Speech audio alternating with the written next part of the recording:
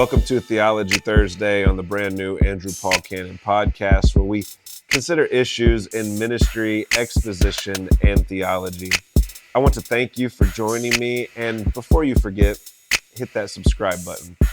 No, I don't care if you follow me, but I hope to offer something here that will benefit you in your ministry, church, and walk with Christ. Be sure to check out andrewpaulcannon.blog for expository material. And if you have any questions or thoughts during this episode or at any time, be sure to send those in. I'm no expert, just a man with thoughts. You don't have to agree with me, but I hope we are sharpening one another like iron sharpens iron. Let's dig in. I'm always amazed at the accuracy of prophecy as recorded in the Bible. I'm currently looking at the prophetic witness leading up to Christmas for our church, a different part of the messianic prediction every day. And be sure to look for the 25 Days of Christmas from ALEX, that's ALEX, Southern Baptist Chapel. From 1500 years to 400 years before Jesus' birth in Bethlehem, people were writing about him to describe him, his work, and worldwide events concurrent to his advent. When we get to Acts 17:31, as Paul is philosophizing to the elite contemplators on Mars Hill, he states, having furnished proof to all men by raising him from the dead. Proof. That's a strong word. The word translated into English proof here, piston, literally means faith. Proof is a strong word when trying to get at the veracity of any story. Luke here quotes Paul as saying that God furnished a reason for people to have faith in Jesus by raising Jesus from the dead. I find that the Bible puts it in terms that even worldly people are unwilling to do. While worldly and insecure people always talk about what they believe in as fact, as if it was unquestionable, even though it falls outside the realm of common observation, the Bible speaks in terms of reasonable faith. It is intellectually honest, while most people with strong scientific and religious convictions are not.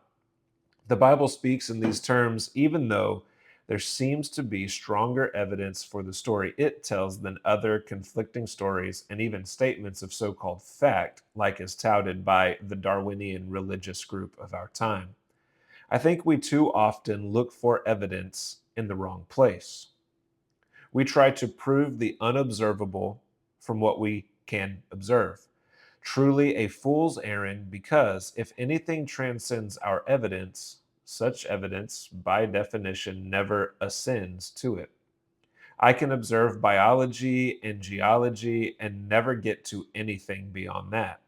And the Bible doesn't try to prove God based on what God created.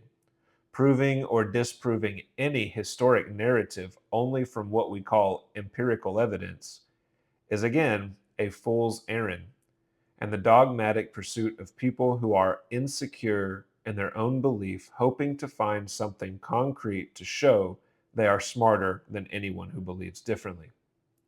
But God actually furnished us with a reason to have faith in Jesus, the perfect representation of God in the flesh. He did so the only way he could, since he is transcendent. First, by assuming human flesh so we could actually observe him. Second, by transcending death, which is final for us mere mortals. Third, by providing testimony only possible if it's all true. And this testimony was shared for more than 1,000 years, perfectly describing the person, work, and world of Jesus of Nazareth, all before Jesus was actually born.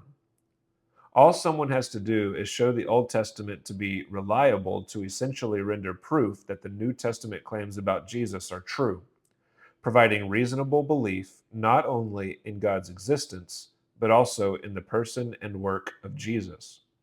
Now, here we are looking to biology, geology, and archaeology when the proof, at least as close as we can get to proof, is in the prophets and the resurrection of Jesus. It would be easy to falsify the claim that Jesus is God if someone could show that he doesn't fulfill the messianic prophecies. And since he does fulfill them all and they accurately describe the world, the claims measured by in any scientific way must be affirmed regardless of what we think in terms of biology or universal origins. God is, and Jesus is God in the flesh. These two claims are nearly impossible to deny with any degree of intellectual honesty at all. Merry Christmas. Be sure to check out the 25 Days of Christmas for the prophetic vision at alexsbc.church. That's ALEXSBC.CHURCH. I want to thank you for joining me. And before you forget, hit that subscribe button. And be sure to check out andrewpaulcannon.blog for expository material